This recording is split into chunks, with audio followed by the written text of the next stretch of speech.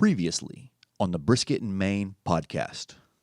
You know you're beautiful. Thank you. Did you fall in love with me the first time you met me? Because you... I think your wife didn't fall in love with you first time she met you. What the hell did he... Oh, scroll down. Oh, damn. Oh, shit. They paid for it. Should have been local. Yeah. They pay on time. Oh, I love it. Edit that part out. He ain't lying. Times are tough right now. Like, you got to be in it to win it. But, you know, I'm gangster full. I'm GP. Oh! 15 start time. What's going on, guys? This is CJ. This is Joe Zavala. And this is our special guest, Eli Jordan, Avid Golfer, chief editor, and radio host on The Ticket. Yes, that's right. And all of these things are correct. I cannot believe you actually want to come on this rinky-dink podcast called Brisket and Maine that's about barbecue and some random bullshit. Like, how the hell did you even find us? Well, those are my two specialties, barbecue and random bullshit. So. Okay, that's what's up. So tell me, how is that your specialties? Well, like I told you beforehand, this is admittedly a little self-serving because I am a huge fan of your barbecue. My wife, in fact, works just down the road from Zavala's, and so we go there for lunch quite a bit. And I saw that you had a podcast. I'm like, you know what? That would be fun. I'd like to meet him and wrap a little barbecue and other stuff. So how long have you been coming to Zavala's barbecue? That's a good question. How long have you been open? So we have officially been open since February of 2019 in that brick and mortar, so 4 years. Okay, so probably at least 3.5. Holy shit, for real? Yeah, I think my wife works so close. I think her and some of her coworkers had tried it out, and she mentioned it to me. And then about that time, I started following along on Instagram and that kind of thing. And I think you hooked me in whenever you started doing the fajitas. For real? Yeah. That's what everybody says. The fajitas are incredible. Yeah. Wow. So, but I guess... And the barbecue's great, too. Don't get me wrong. No. Like, this is really interesting, right? Because it's been 3.5 years and you're still coming. So I guess that says our food's been consistently good. Yeah, I would agree. Wow. Well, in a day and age, and there's so many different places to spend your craft barbecue dollar these days. 100%. I mean, they have blown up everywhere. And over the last 6, 7, 8, 9 years, you see more and more and more. And it's hard to find really good, consistent ones, especially when you have some of the ones now that they started with like a food truck and then went to a brick and mortar. Well, now they're expanding. They've got 3 or 4 or 5 locations. Well, all of a sudden it gets kind of stretched thin and some of the satellite locations aren't as good as the original. And then the original one kind of starts to waver a little bit on their quality because they don't have the head honcho there every day. And so there's something to be said about a smaller operation that just does have the one location because it's always consistent and you know that whoever's running it is there from day to day. So, and I'm sure you're a busy man and you get out and do other things, but I have a feeling you're probably there more often than you're not. So I'll say this. Every morning, so if I'm working in my office, like my day-to-day, I work out of this office. But the first stop I make is at the restaurant. I open up the smokers. I look at all the briskets, and I can tell if the cook is going well. Ask the guys, JoJo, he's our morning pit master, how are you doing? And then when I leave to go home, I stop and talk to you, Joseph and Fabian, who are the evening pit masters. How's the cook going? And then I find myself the last couple of months, probably the last, Cole knows this because he sees me eating it all the time. I'm eating my barbecue more and more just to make sure that quality's there because it's really for you having to eat it all the time, that must suck. Well, you know, I'm more of like I'm an old school kind of barbecue dude. Like I like chopped beef, I like sliced brisket, sandwich. Like that's what I like. I think that's like the East Texas like mentors I had, but also like, are you born and raised here in Texas? Yeah. Or excuse me, in DFW? Yes. Where'd you go to high school? I went to Arlington Oak Ridge. It's a smaller private school. No, that's where our best friend's daughter goes. We don't want to say the name. Okay. Kristen told me I need to stop giving private information. Yeah, just hammering out people's phone numbers Bro, on the podcast. You heard that in the last one? That was my own phone number. And then she got mad at me because I was telling my doctor's like whole wedding information. She's like, Joe, you cannot tell people's personal information. I guess in hindsight that makes sense. Yeah. And I told her, I said, no one's listening to this fucking bullshit. But we have 2 friends. The friend down the street, where your wife's having some You're literally like, You have derailed. you're Liam Neeson's worst fucking nightmare. Like, their kids go there too. But growing up, you probably went to was it David's? What's a fame like the In Pantego? Yeah, David's. David's.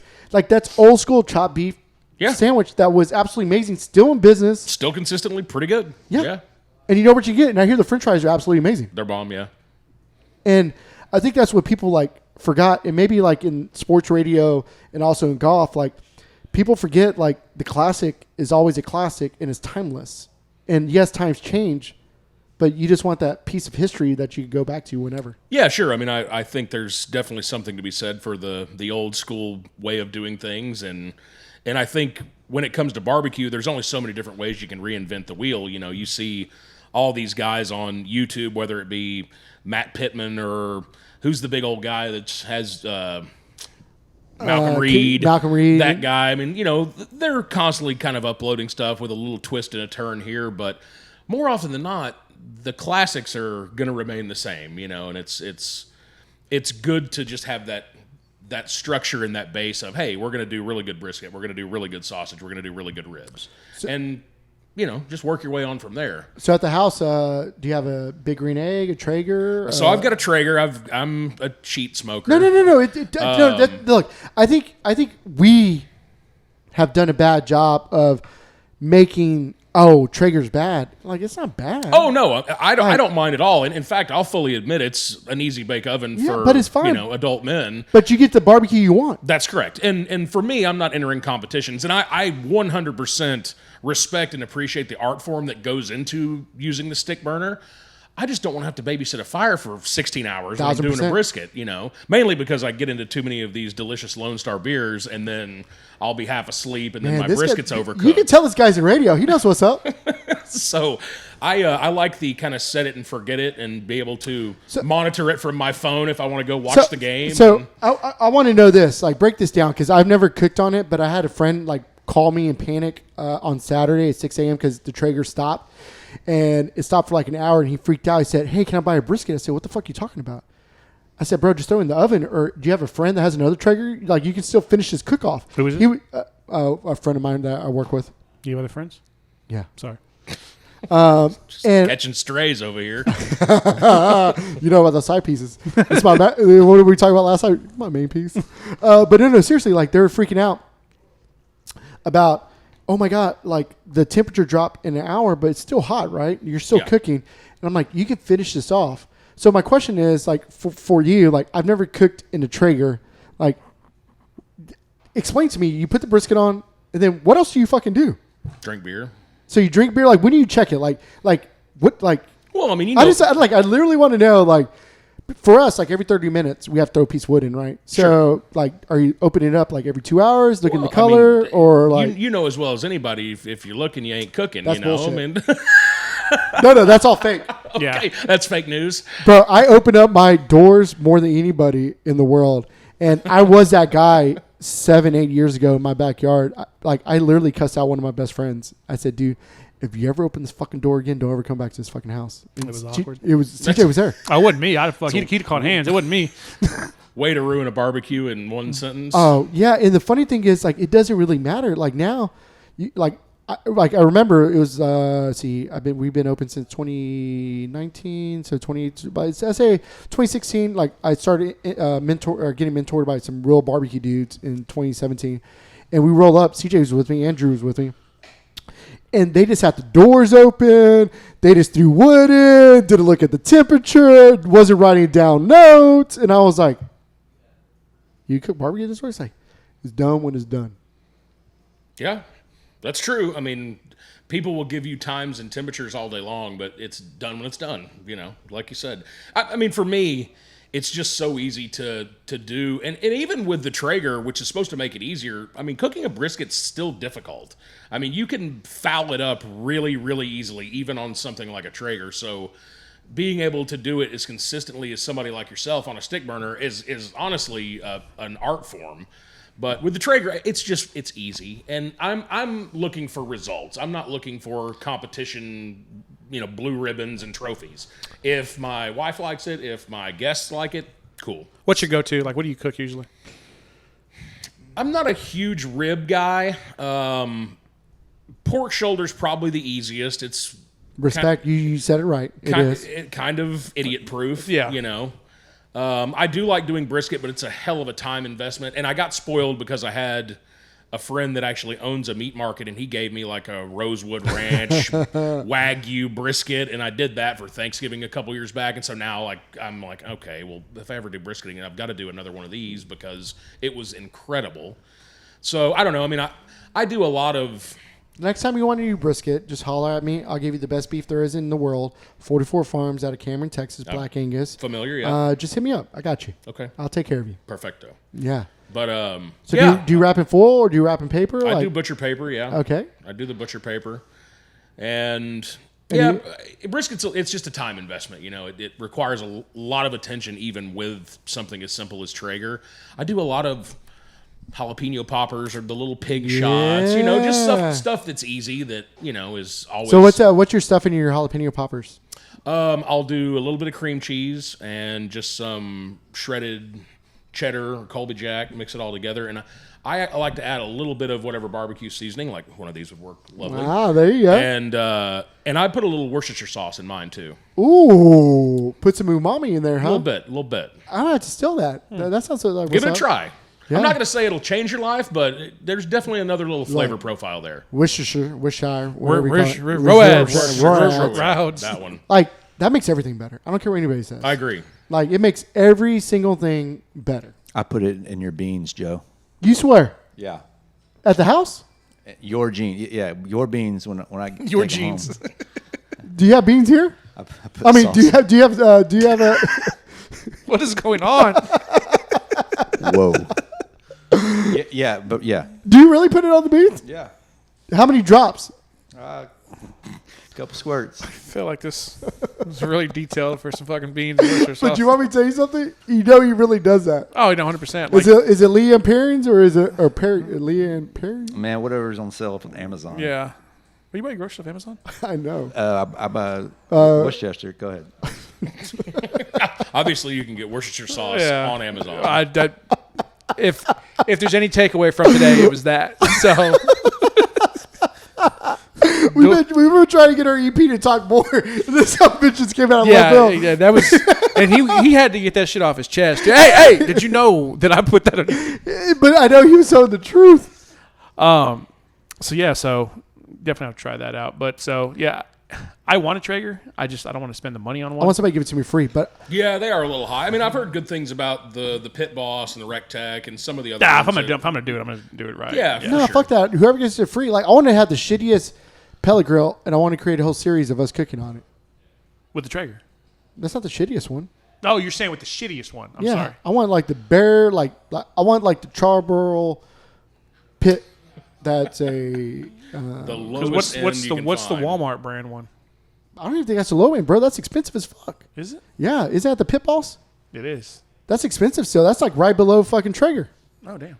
Yeah, like I don't even know a brand that's like it was probably it was just a made up brand. I mean, like honestly, I started doing that during COVID because I was convinced you just started cooking. Yeah, I mean, when COVID hit and there was nothing to do, I was about 2 months into COVID, and I was convinced I was going to end up in rehab if I didn't find some sort of hobby.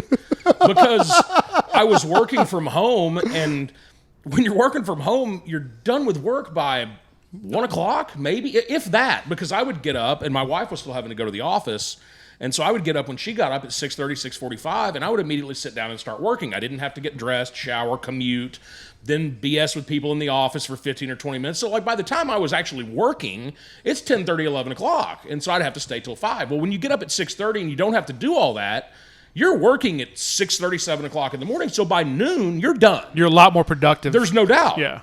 And so about 1 o'clock in the afternoon, I would fill up my 32-ounce Yeti tumbler about halfway with Tito's and halfway with soda, and I would just sit there on the back patio and I would turn on music, just like you've got here, and I would just sit out there and listen to tunes, and I'd just have my cocktails, and so by the time my wife got home at 5 o'clock, I'd be just half in the Slammed, bag. yeah. I mean, and she was like, you've got to stop doing this. Like, And I just didn't. It was just out of pure boredom. I mean, there was just nothing else to do. There's only so much after a couple of months of being locked down. There was only so much cleaning and reorganizing, and hey, I've been putting this off around the house. This couch would look good on this wall. Well, let me ask this question. So I was like, I've got to find a hobby. And I was Yeah. like, you know what? I'll start. And I didn't really want to commit to going and buying a really expensive like stick burner. No, they're expensive. Like, Yeah. they're And expensive. so I was just like, you know what? And so I just popped on the like Nebraska Furniture Mart website and was 0% like, interest? There's a Traeger, and I was like, you know what? I'll just buy it. And so we went and picked it up, and I started just messing around with it. So you're editor and chief, right? Sure, we can go yeah, with that sounds good, Yeah, it right? sounds more official, I guess. Yeah, I like it. Avid Golf, DFW. Like, it's kind of funny. Like Chelsea was one of the golf cart girls. Like we were young back in the day. Our Chelsea? Yeah, or Kelsey. Kelsey. Yeah, yeah. Oh, yeah, Kelsey. Yeah. Yeah, I think Courtney and Amanda have hit it all of them. Yeah. But like, so when COVID was hitting, like, did you see like the golf like pick up like that business? Because Well, after kind of the initial surge of COVID where everything was closed, the golf industry was actually one of the few industries that did kind of thrive. 6 during foot COVID. separation is a bitch, Yeah, right? because you can get outside. It's one of the few things you could do Yeah. is get outside. Now, mind you, they had some really asinine protocols in place where you would go out to a golf course, and mind you, we're in Texas. Thank you. And it would be 113 degrees, and they'd have no water fountains or any kind of water coolers on the course because COVID. Yeah. And so, you'd get out there and be halfway through your round and about to die Yeah. because you're dying of heat exhaustion. Exactly. And then the little pool noodle, like in the bottom of the hole, that, as far as I'm concerned, will go down as the absolute stupidest shit that anybody ever came up with as far as COVID protocol goes. I don't even know about this. So in the actual hole, Yes. they would cut like a piece of a pool noodle about like this, and so the ball wouldn't go all the way into the hole. It would literally just kind of tumble over the edge and sit on top of this little like pool noodle. So you didn't have to reach all the way into the hole to get Shut up. the single dumbest fucking thing in and the history of the world. And every golf course did that in DFW. Almost all of them. In fact, some of the nicer courses actually had special things constructed. I even saw a course that had a little foot thing that you would like pull up on it with your foot, and it would shoot the ball back out of the hole. So there were courses that were investing money in special things to help get the ball out of the hole for you. But like the municipal courses, by and large, just used like the pool noodle or like a piece of PVC pipe, but it was absolutely the dumbest thing in the world. So I joined a country club last year because of my co-packer, and my son's going to be 5, and we're trying to get him to get into golf, and did the golf camp, and it went well. And then he started hating it, so we're like, shit. So like on Sundays we try to play. That's natural. On Sundays I've we been playing 35 years, and I hate it most of the time. I know. And my wife, she's my age, we're older, right? So she's just trying to get into it, and she's like, "Why can't I do this?" I'm like, "Golf is the hardest fucking thing in the world. Like, and starting off later is like the worst fucking There's thing." no in the doubt. It's much, much easier if you start when you're young. And like our golf pro, he's like, "Just keep on coming out, get your son comfortable." The good thing is we're teaching him like all the uncomfortable swings because you're trying to create that it's normal because the swinging is so uncomfortable on the perfect swing, right? Right. Like your body's not made to do. Yes, it's very counterintuitive to everything that your body was made to do. And you see a lot of the guys on tour that have practiced their whole lives. I mean, it takes its toll on their knees, on their back, and some guys are luckier than others, but you can even look at younger guys like Will Zalatoris, local guy. I mean, he had to have back surgery already. He's like 23, It's Just all that torque that's coming through, right? Mm-hmm. So, like, you've interacted with sports a lot. Do you think golfers are, like, nicer than other athletes, or are they the exact same? Like, let me rephrase. I don't know what nicer means. It seems like golfers seems more personable than other Well, I mean, athletes. it's obviously it's not a team sport, so it's just like you get the true definition of a person. They're not hidden behind what their teammates did. It's them. So I would assume you get them as I whole. think there's an element of that, but it's just like any other walk of life. And I don't care if you're in business or if you're in media or if you're an athlete. there are going to be guys that are extremely approachable, that are going to sign every autograph, they're going to take every picture with a little kid that they can. And then there are just some guys that are just total dicks. That's like barbecue. It really is. I mean, in every walk of life, you're going to run across the people that are really approachable, that are really fun, that, hey, good to meet you, and eye contact and all that. And then you're going to run across guys that who's one of those guys that comes top of mind? One of the nice guys? Yeah. Golf-wise? Yeah. There's a lot of them, actually. Believe it or not, Jordan Spieth is a really, really nice guy when it comes to fans. So it was really cool. I think it was like, when did he win? When did he win the Open? 2015. So, no, the Open was 17, I think. 17? He won the Masters in 15. So I think he just won the Open, and then Wade Bowen and Randy Rogers were playing at the House of Blues. It was like the next day. So I guess he flew in. He was walking around with the Claret jug. And he went up on stage and like drank a beer out of it. It was like the coolest thing ever. Then he was with all this because he has a kid. Oh, that was the coolest picture of him and his kid in the Masters, like kicking it. That was like so contest. Awesome. But he was like with his fiance at the time, I believe, and all his like friends and everything, just having the time of their life. And everybody was just like, Jordan, and he was like the nicest dude ever, just enjoying it, drinking beers, and just acting like just appreciating everybody, so living in the moment type situation. Yeah, being so happy for him. We were all proud of him. Yeah, it was like the coolest thing ever. It's even though we've tried to get him to do interviews with the magazine and on the radio and everything, and I get it. He values his downtime because he is so busy and he is being pulled in probably 1,000 different directions at once. It's hard for him to like do a lot of media commitment stuff. Once he's off the golf course, he likes his personal time and being around, especially now that he's married with a young child. So in that regard, it's been kind of tough to get him to do anything with us. But as far as him, charity commitments and autograph signings, and he'll stand around and sign for days and days for That's kids. awesome. So he's a real nice kid. There's a lot of guys like that. Will Zalatoris, who I just mentioned, super nice guy. Scotty's a really nice guy. Well, that's what I'm going to say. Like, was it like, what is your take on Full Swing? Like, we loved it. Granted, I really loved, the whole F1 series. It seems like Full Swing was kind of an off take of it. But it's pretty cool to, like I realize we have a lot of golfers live here in DFW, but I didn't realize how much, like, top-tier golfers live in Texas. Yeah. And historically as well, I mean, guys like Lee Trevino and Byron Nelson and Ben Hogan. I mean, so that TX Whiskey, we got kicked out of there. That's where the golfers I was talking with my wife and my mother-in-law today. We took her to lunch for Mother's Day, and we were driving back down 287, kind of through that area, and my wife said something. Where's that golf course that Ben Hogan used to work at? Actually, I think she said Arnold Palmer at first, and I was like, no, it was Ben Hogan and Byron Nelson. We were kind of driving. It's crazy, right? Like, people don't know that. Yeah, Glen Gardens. Yeah, it used to be a country club. In fact, they filmed part of the movie Dead Solid Perfect there as well. If you've ever seen that movie, yeah, it's an old school golf movie. Wow, that's actually kind of worth seeking out if you're looking for kind of a pre-Caddyshack. I was going to say Caddyshack. Rando, yeah. But part of it was filmed at Colonial and part of it was filmed at Glen Gardens Country Club. So, we've got a very rich golf history in Texas. And then, now with guys like Jordan and Scotty and Will and, Kramer Hickok, there are guys that live here in DFW. Even some of the older guys like, Todd Hamilton, who won the British Open in 2004. Greg Chalmers is a local guy. Even though he's from Australia, he lives here now. So is it that our golf courses have always been that good, or it's that? I think the main thing is that golf is basically year-round down here. Okay. We don't really get a lot of super cold months, and even during the cold months, you can still get out and play some. Like, it might be February, and you might get a day where it's 65 and sunny. So that's why it's either California, Texas, or Florida? A lot of them live in Florida. Florida, I think, mainly a lot of the European guys live there because it's easier to get back over to the UK from Florida, being on the East Coast.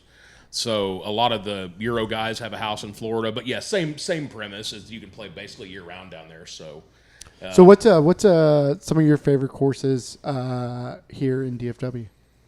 We've got a lot of good ones, to be honest. Are we talking municipal golf or both? Private club golf? Both. Or let me ask you a question. Have you ever played Dallas National? I have 3 times. Is it as nice? It's everything you want. It's beautiful, but it's very difficult.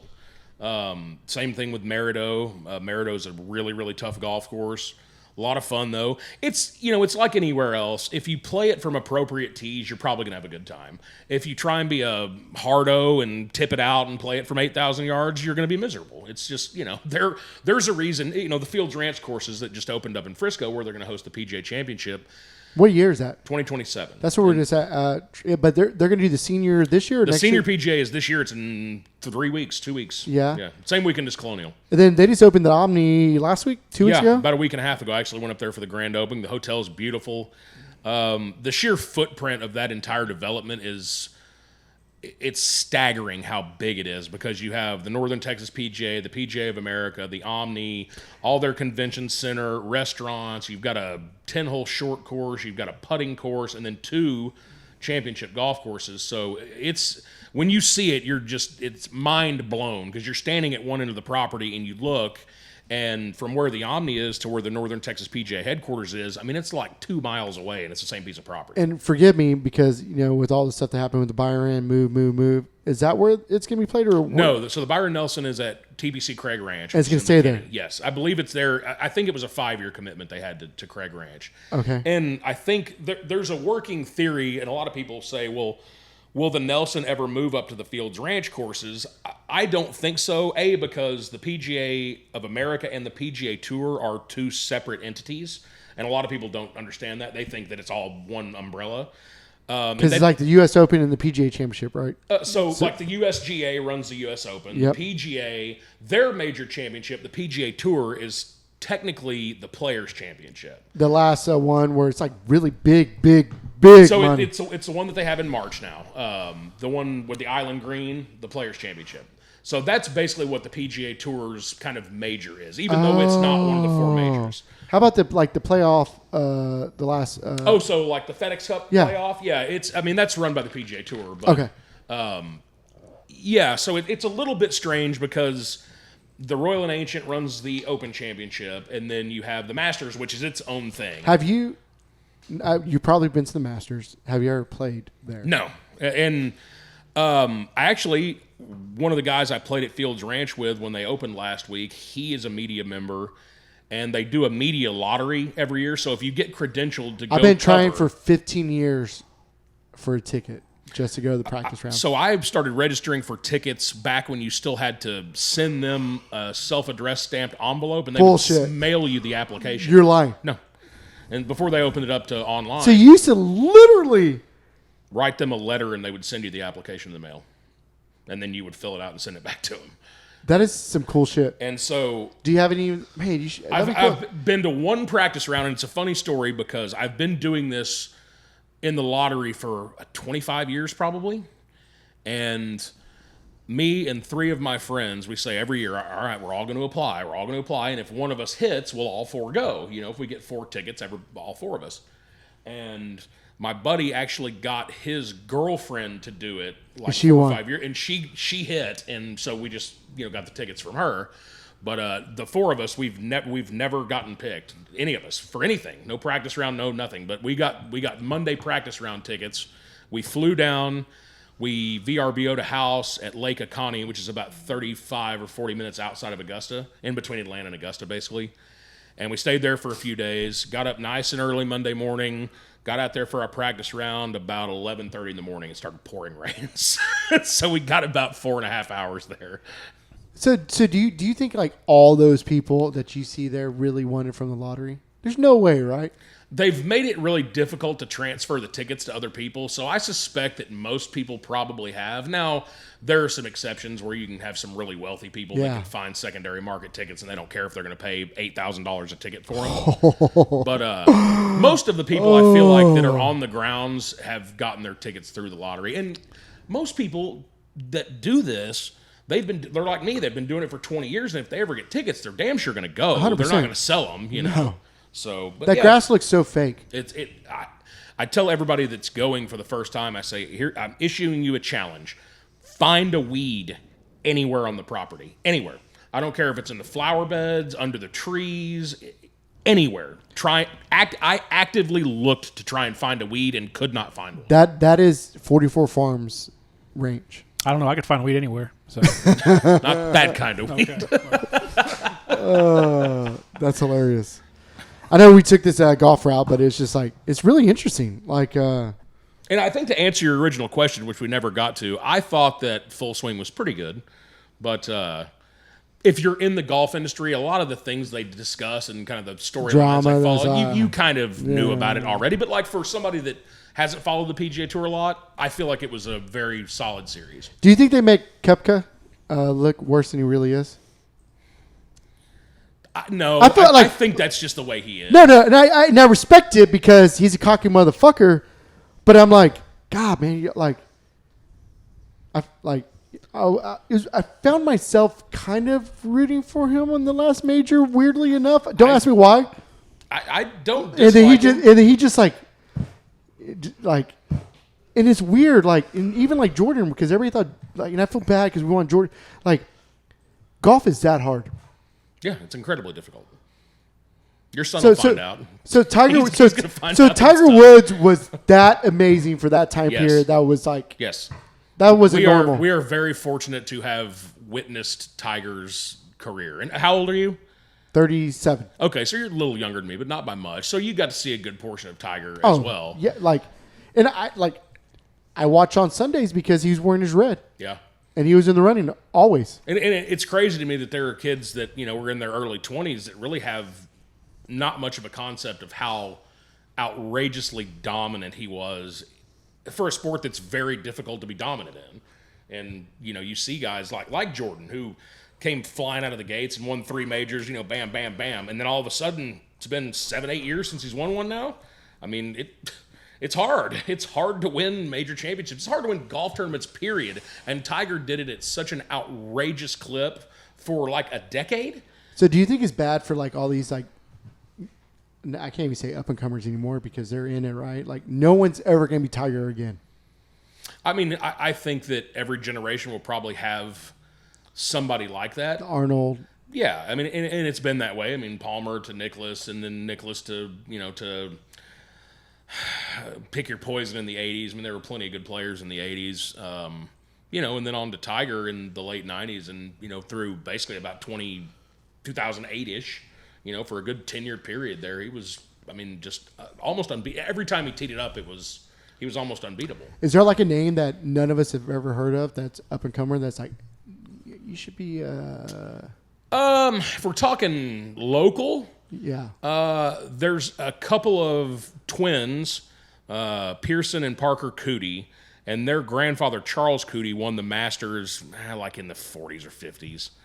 And they went to the University of Texas, just kind of went professional like this last summer. It's like University of twins, Texas. Go ahead. What's that? They're twins? Yeah, they're twins. The Cootie twins? The Cootie twins, that's right. So, like, if you're a golfer, is University of Texas one of those, Stanford, Yes. University of Texas, or are those like the two, like, where you go? I mean, honestly, pretty much any program in the Big 12 now is What? really Oklahoma good. State too, right? Oklahoma State's program is really good. Texas Tech has the #1 ranked amateur in the world right now. What? Yeah. No lie. Ludwig Aberg. He's a Swede. Texas Tech. Yes, they've got the #1 ranked amateur. That's why I tell you there's nothing but good people at Tech. Hey, if you can't get your guns up, get your grades up, get your guns up, right? That's how it goes. Wait, no shit. I did not know that. Yeah. So really, honestly, the Big 12, they've pretty much every program in the Big 12 is pretty solid. I mean, Tech, Oklahoma State, and they've all got awesome facilities. I think that's part of the reason. Oklahoma's golf team won a national championship like 4 years ago. So, yeah, it's a good time to be a golfer in the state of Texas. I guess if you're really good. Now, if you're one of the mid-level guys, it's probably really tough because there's not a lot of scholarships left to be had, and not a lot of places. But if you're Jordan Spieth or you're Scotty Scheffler, if you're one of these transcendent talents, you're going to find somewhere to go, probably in Texas. Did your nephew play for UTA? UTA? Yeah. So I have my wife, both people that are really good in golf. One got a full ride to UTA, and they're in the WAC championship. I think it was like last week. Last time I looked, he was like 3rd or 4th in the tournament. And then my cousin, Chris, his daughter, so I call her my niece, she's a sophomore. This is her 2nd year to go to state in golf. So I'm like, Man, I always tell her, it's like, you guys gonna play my scrambles, like. Oh, you're gonna bring in the ringers, huh? Hell yeah, that's what it's about, right? That's right. I don't blame you. Have you had your first member guest experience yet at your new club? No, I need to bring CJ. Bring some sandbaggers in. Well, no, see, my problem is all my friends, we're just drunks. Well, I mean, that's okay too. Like Scrambles need people that drink a lot. yeah, like I would say maybe Matt will be our sandbagger if we have one, right? Probably. Yeah, but I do have like some. That's why I just want my son. I'm trying to tell my son, like, and granted he's only going to be 5. I'm like, I just need you to know golf because you'll have a lot more friends that are worth a damn, that have some kind of money. They're going to want you to come along because you're good at golf. Hey, and you know what? On top of that, the golf course is a great place to make business connections. And like you said, I mean, when you're hanging out with people that are kind of in that highfalutin stratosphere, you can find job opportunities. It's a great place to network, on the golf course. Where else are you going to find somewhere?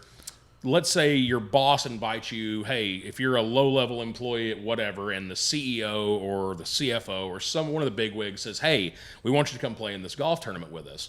Where else are you going to be able to find 4.5 or 5 hours to spend with the CEO of your corporation? You're not going to sit down and have a 5-hour meeting with them, but you can get 5 hours with them on the golf course. Cabaret East. That's, depending on who the CEO is, what they're into. I work in a blue collar. I work in construction industry, so yeah. Okay, Many of those closing deals in Cabaret. So that's right. No, but that like when you break it down like that, that's God honest truth. Yeah, and I mean it's good to get it, and even if you're not ever really really good, as long as you're like Good. decent. Yeah. Yeah, if you can shoot 85 and not break 10 clubs and Shit, 85. Okay. I'm at about 125. we can't golf together is all I'm hearing from this Eli. So we absolutely can golf together. Hey, you know what? If you bring delicious Lone Star Texas Light beers, then count me in. save that drop. Bro, this guy is on fire. He's a professional. God. It's funny. I have a lot of customers who are like, do you golf? I'm like, yeah, I don't. But I tell them, yeah. Sort of. I mean, I'll caddy the shit out of them, but So my wife, she was the absolute amazing. So in 2004, she bought me Big Bertha cavity backs. And then just this year, when we joined the country club, my co-packer's like, hey, bro, you need to go some new golf clubs. So I got the Tireless T300. Oh, look at this guy. Rich guy, huh? All right. I like it. They're amazing. No wonder you're charging so much for that brisket over there, buying those $3,000 clubs. They're awesome. Oh, yeah. Hey, you get what you pay for, man, just like anything else. Just like barbecue, Yeah. If you want to go through Dickies, it's going to be okay. And It'll make a turd. And it's funny because then I like my hybrid, it's like a Ping something, I don't even know. And Yeah, then very familiar with your equipment. I like this. And then my driver, I was terrified to spend fucking $1,500 on a fucking driver. So I asked my co-packer, hey, you got some extra drivers hanging around? He's like, yeah, I didn't like this driver, so give me another fucking Ping, like something. And I'm like, looked it up. give me that pink something over there. It was like freaking, I looked it up. It was used, but even like the used was like $700. I was like, son of a, like, why are drivers so expensive? That's the one downside to golf, is it is a very expensive habit. When you start adding up golf balls and golf gloves and tees and clubs, and if you want good equipment and do balls really make a difference? Yes. I'm a cheap ass. I buy the Precept, and I've been buying Precept forever because you get the most balls for the lowest price. Okay, so I'll tell you, if you ever go to Costco, they have the Kirkland brand golf balls, and they come in 2 dozen, and I think it's like $29 or $25 for 2 dozen. Pro V ones. That's why Pro V was trying to sell them or sue them. So they're basically the old patent from the original Pro V1. So when that patent expired after 20 years, Kirkland came in and purchased that patent and started manufacturing the golf balls like in China, and so they can sell them real cheap. But it's essentially like the very original version of the Pro V1. So the Kirkland balls are actually really good golf balls, and they're not super expensive. I wonder if there's microphones in them since they're made in China. And they're just like jumping in on fucking business deals, and that's how we're getting hacked. Well, now I know where I'm going to do my golf balls this weekend. Their golf gloves are really good too, the Kirkland brand. That's no what I shit. use. When you play as much as I do, you burn through gloves a bunch, and you don't want to spend $30 a glove. So how many times do you play? A week or a year? Week. A week? Well, a week? Holy shit. It depends. So I've got a friend that's in the car business, and we play together quite a bit.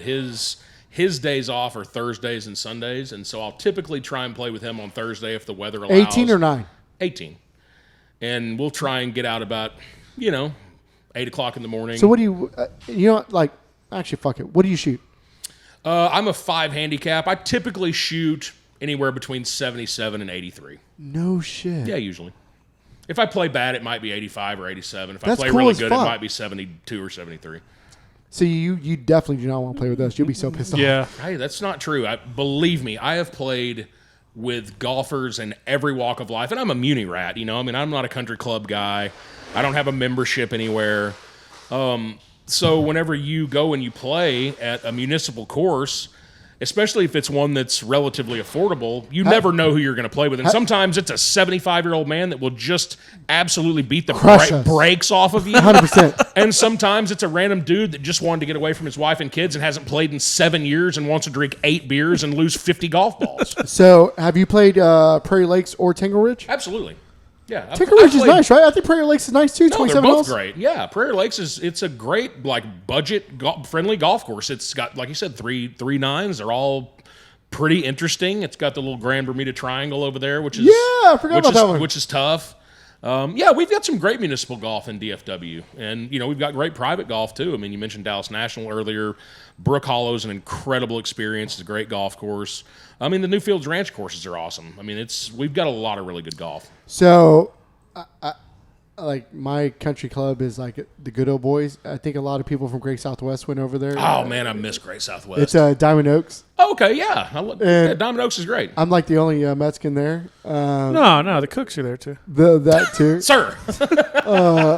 And I love it because they see my son like walking with his clubs. They're all nice. Everybody's nice out there, but it's definitely classic. Yeah. I mean, Trevino used to play over there quite a bit. Shut the fuck up. Yeah. For real? Yes. That is too cool. Yeah. I've actually been playing over there and seen Trevino on the course before. This was probably 15, 20 years ago. Trevino's getting kind of old now, but We should all go play golf out there. We will set up some time. it's been. So is their new clubhouse done yet? Yeah, it just got done. It got done like 3 months ago, 4 months ago. Okay. Yeah, with all the storm and everything. Mm-hmm. Yep. Oh, to get like from the ice storms? Yeah. Literally, they were in like a they had a whole bunch like of pipes battle. burst, didn't Yep. they? They were in a whole battle with insurance. Cole knows how that goes. I work for a sprinkler company, so yeah. Oh yeah. So we actually redid what was the one in Wiley? Oh, y'all did that country club out there. I can't. It'll come to me in a second. And it's actually cool. Like, I forgot the guy's name. He comes every once in a while, but they bought the fucking Eastland Country Club, and they put a high game fence out there. So it's literally a hunting / golf course. That's genius, though. Oh, hands down. And I told them, I said, bro, if you ever need me to come out there cook, hands down, I'll fucking golf, cook. Yeah. And so I don't know how much you've known, but we're trying to create the I thought it was a Barstool barbecue, the bbqdistro.com, but it's turning into like the athletic Barstool kind of thing, Majigular. Because somebody's like, bro, you're more like the athletic because we're bringing all of our friends to like tell their story, right? And we're the ones controlling the narrative of it. Yeah. And but one of my buddies, like CJ's, like been wearing Barstool stuff probably about 3 months ago, and I was like, what the fuck? And we know about Barstool, but I have a lot of friends that golf or part of some country clubs, and they were telling me the whole like Barstool does like 20 different like tournaments like throughout. Yeah, I'm not turbo familiar with Barstool. Obviously, I'm very aware of them. Same. It's here. hard to avoid. Yeah. I think that was have- perfect. Hard to avoid. Yeah, I actually did when I took a trip to Pinehurst about 3 years ago. I actually met Riggs whenever he was up there. Nice enough guy, whatever. So maybe we should work with you because I want to create this, like start off small with this BBQ distro where it's like golf, and then I'm just I take the 1,000-gallon, cook a whole bunch of barbecue, do like a class beforehand or whatever, and we just have a good time. That sounds like a winner to me. Like, I mean, to me, two of my favorite things are golf and barbecue, obviously. So, yeah, we should think of something up. I think it'll be a lot of fun, and the more I would say more so than not, the people that are golfing either love barbecue or do barbecue and want to have more fun with it. I would agree. Yeah. And there's a lot of barbecue dudes that actually golf that I had no idea. I'm like, you fucking golf? Yeah, I think a decent amount of them do. There's actually a lot more musicians that golf too than you would think. So Austin Meade, he's going to be in town, I think, like June 16th at the Billy Bob's. Mm-hmm. And that motherfucker's like I think he shoots like a 72, 75. He's got a good swing. I follow him on Instagram. My wife and I actually saw him last year, I guess 2 years ago. Oh, we need to invite you to Zaval's Bash. He was at Zaval's Bash this past year. We were trying to get Wade, but he's booked, so I got to figure out somebody else. But I've actually seen Austin swing on film, and I actually messaged him, and I was like, dude, got a pretty solid swing. And he was like, yeah, I'm not very good anymore, but I played when I was in high school. Yeah. I'm like, yeah, you got a good swing. And it's, I guess this is one of those don't judge a book by its cover type moments, because you'd look at him and be like, there's God. no So way that guy can swing a golf club. let me ask you a question. So I can look at a picture of barbecue, and I can be about 90% right if it's going to be good or not. Okay. So you can look at a swing and be like, all right, that son of a bitch is good. Not always, but yeah, I mean, for the most part, you can tell if that person has played before or if they're going to be just a total hack. That being said, there are some exceptions to that rule where somebody might be self-taught and their swing might look really, really bizarre, but they also go out and just shoot 73 every time. And you're like, okay, sounds good. Works for him. Scotty Scheffler's a good example of that. If you watch his feet whenever he swings, you're like, I don't know how he even stays upright. Like, it looks like he's trying to trip himself every time he swings a golf club, but he's the best player in the world, so doing something right. He seems like a really nice guy too. Like, yeah, I think he's very well grounded. Like, he's I would call him kind of an old soul. Oh, there, yes. I think he's wise beyond his years. And it seems like him and his wife.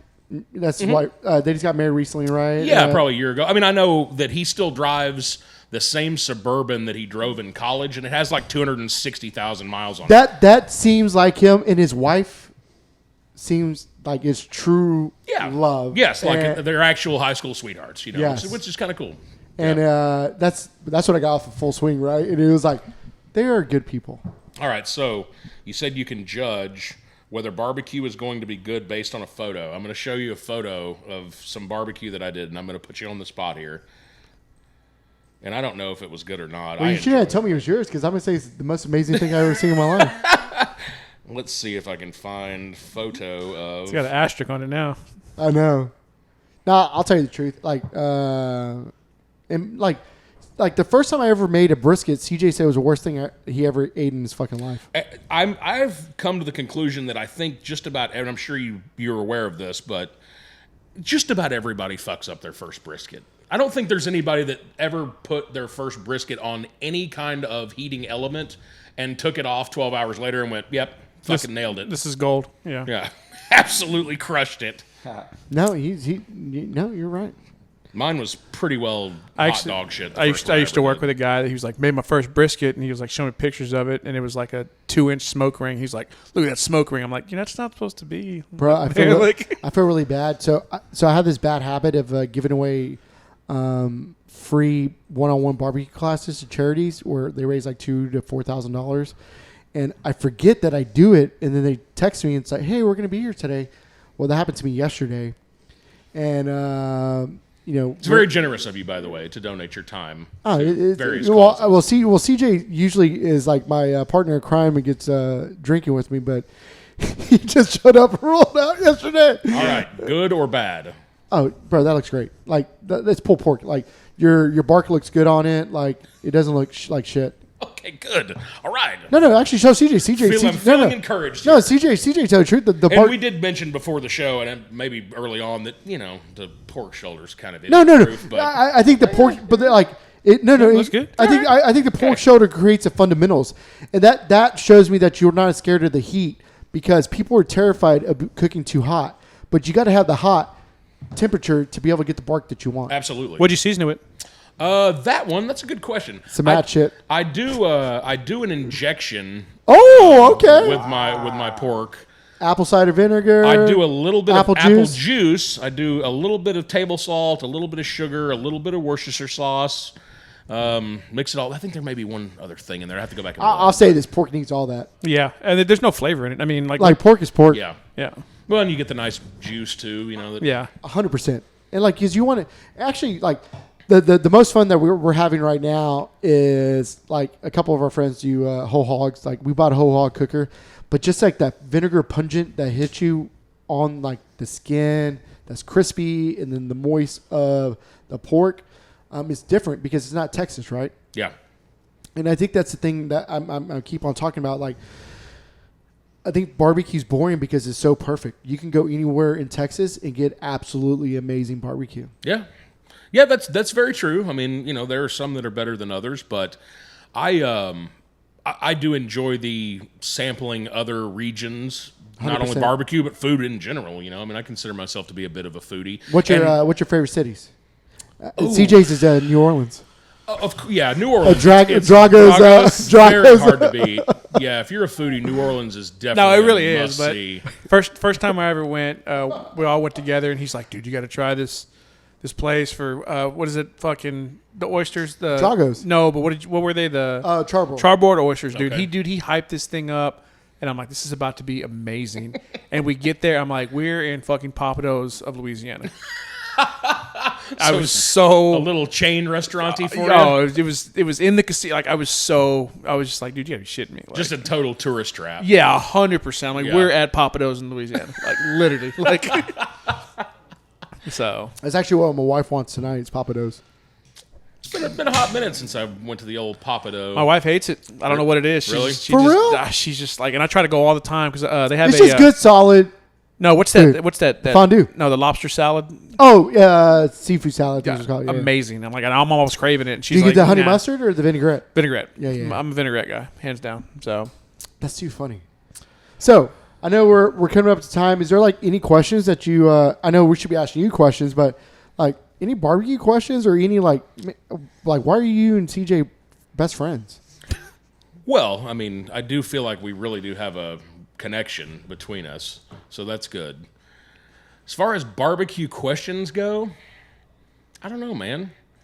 I don't really have a whole lot of questions. Has this time? When are you doing fajitas again? That's my question. Well, actually, we started up 2 Thursdays ago Nice. Right. because people were bitching all the time. Yeah, like, they're just hitting you up on the gram. have you made fajitas on your Traeger? Yeah. Not as good as those. Joe's got to get you some 44 Farms fajitas. What's your go-to? Like, where do you get your fajitas from? That's a good question. Time out. Like cooking or eating? Cooking. So if I'm gonna do them, most of the time I'll go to Texas Slabs. That's bro. That place is. I love that place. Yeah, it's solid. Yeah, he it's died solid. 2-3 years ago. The owner. Yeah, maybe. Great. He was a great guy. Like Solid he just jerky too. Yeah, Bro, that jerky, love CJ, bro, CJ always is bringing. yeah. And Sometimes I'll just go straight up lazy and just hit the Michoacana and do Oh, that. bro, do no, it's that. all, bro. And although I'm fairly certain they're washing money for the cartel, but yeah, 100%. you said that, we didn't say that. Cole, edit that. Yeah, edit that out. that doesn't mean no. I won't buy fajitas from them. No, real talk. Their fajitas are legit. Yeah, they're not bad. No, I love him. They're Yeah, just kind I of mean, proud of them. It's of course. I mean, it's gotten that Bro, way everywhere though. bro. Everything's expensive. Well, so it's because all of our peers here in Texas that are not Mexican fell in love with the fajitas. So what are you gonna do? Just raise the price because you're all gonna keep on paying for it. But I mean, meat in general across the board's gotten that way. I used to be able to, and one of my favorite things to do on the Traeger is tri-tip. It's, For real? Yeah, it's relatively affordable. It's tastes good if you know how to cook it. It'll feed you for a couple days, and it's not terribly expensive. It almost kind of eats like So do you do like filet or sandwiches? tenderloin. Do you do like sandwiches? You can. And then you do like tacos and You then like can. salads, like You can. You can just eat it straight. I mean, I'll just slice it and just eat it like steak. You ever get the medium hanger rare? steak from Texas Slab? Yeah. Bro, Yeah, they have a good hanger. Yeah. Hanger's so good. Yeah. Yes, it is. So do you go medium rare and tight trip? I'll usually do a little more towards the rare side. See, okay. I'm of the family of just knock the horns off of it and wipe its ass and show it to the fire. So what's your steak? God, boy, I've never met one I didn't like. But if you're asking me my favorite, the older I've gotten, the more I've started to appreciate the ribeye. I was never a big ribeye guy, but the older I'm a I've ribeye gotten, guy. I've started to like them more. And I'm very appreciative of CJ standing strong. CJ's a sirloin guy, and it blows my mind. Sirloin's great, but ribeye's so much better. The one thing that I have figured is that if you are going to do the ribeye, you do have to cook it to a little closer to medium because the fat won't render. Like if you try and eat it rare. See, you know what you're talking about. Yeah. That is the truth. Because if not, that fat's gonna be like, ugh. Yeah. But if you get it cooked right, that fat's like butter. Yeah, absolutely. And you can't undercook the ribeye. And if I do a fillet, I'll do it mooing. Like I'm a medium rare on the fillet. You have to be like ribeye is like it's like the pork, but it's like it's hard to fuck up. That's if it's thick enough. Yes. If it has to be 1.25 inches, you can't fuck up. Like fillet, you got to watch a fillet. That's for sure. So yeah, man, that's good shit right there. Steak talk. we're actually doing those steaks you gave me the day. I'm doing those for Mother's Day. Yeah, we're gonna like this is me being extra.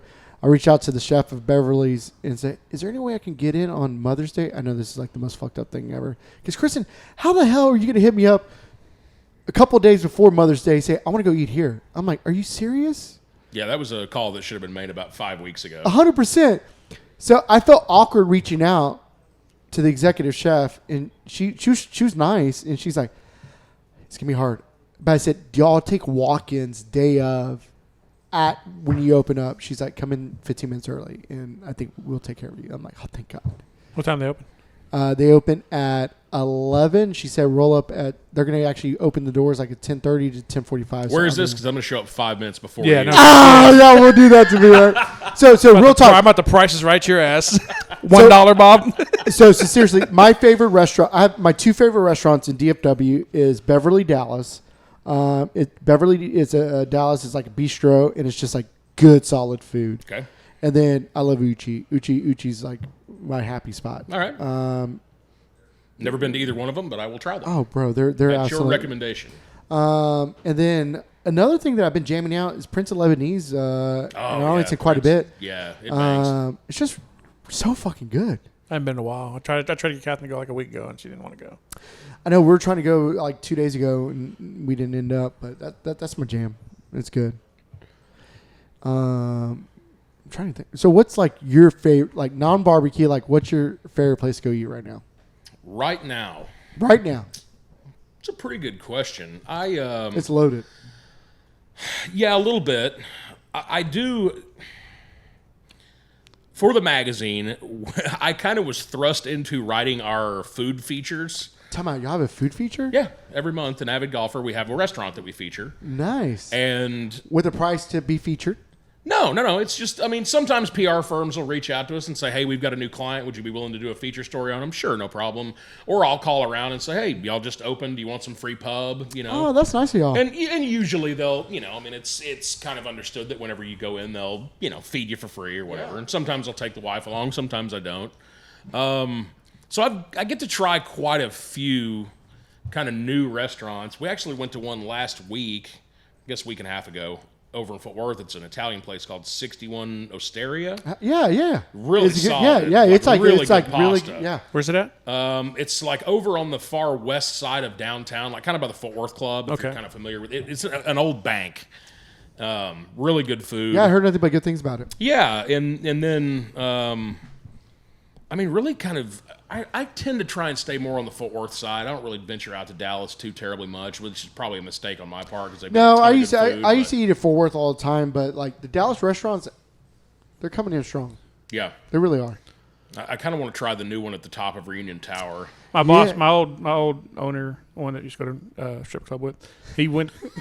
He just came back from Italy. Hopefully his wife's not listening. No. She was there with us. That's No, that's the kind of ownership. Yeah. It was a good company to work for. Right. But yeah, they said they tried it. They said it doesn't spin anymore.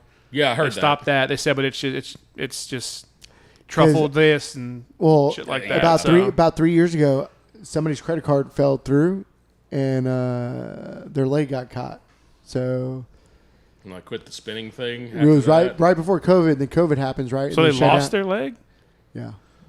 And you can fact check it because I always get upset because we don't fact check shit. I'm not gonna lie. Look, it's like, I would never want to lose a limb, but every body part has a price tag, and I'd be curious to see what that one was. Oh, well, it better be something for a fucking credit card, a plastic card that you can call and get a new one. Well, no, but still, whose side are you on? The man still lost his legs. That's some side I'm on. Like, why the fuck would they give a shit about the like you're over here like lost your leg for a credit card? Yeah, risk it for the biscuit at some point, man. Like a credit card. that could be replaced. This was 3 years ago. This was before like Apple Pay and stuff like that. So times were hard back then. You couldn't just hit your phone with it. So Did you find the article, D Magazine? Yep. Yeah. Brian Reinhardt? Uh-huh. Yep. It's Yeah, real. I did not think I'd be Google searching reunion tower leg lost today, but here we are. yeah, Yep. you never know what you're gonna get. So ChatGPT, thank you so much. man, Eli, it's been a pleasure, man, having you on. Yeah, of course. Have you enjoyed your time? Was this everything you thought it was going And to be? hey, man, I got 3 beers out of the deal. Oh, So get some more. 3 delicious Lone Star Texas Lights. You know what? You need to start having them send you the bottles so they have the little puzzle under the cap. Let me tell you something. We can make some phone calls if we need to do something from golf and Lone Star Light together. I think we can make it happen. Probably so. I mean, beer, golf, and barbecue. It doesn't really get a whole lot better. good than trifecta. That. It is. We need to figure something out. We're going to figure something out. It's going to be good times. Yeah, absolutely. But no, I really appreciate you guys having me. I Yeah, think man. it's Thanks for reaching No, out. you've been seriously, thank you so much. This has been absolutely amazing. Hopefully this wasn't a waste of your time because not at all. this was It's amazing. been fun. Thank you so much. Yeah, of course. Yeah. So, like I said, once again, man, thanks for Actually, being here. before we drop, where can they follow you? Sure. Yeah, you can follow me on Twitter and Instagram. I'm at the Eli Jordan. You can also follow Avid Golfer's Instagram account. They're at Avid Golfer DFW, and you can check out all of our feature stories and everything on myavidgolfer.com. Awesome. Yep. Sounds like a plan. Once again, thanks, Eli. This is CJ. This is Joe. Y'all be good. Thanks. Peace. Bro, you're good than a motherfucker. Fun stuff. bbqdistro.com.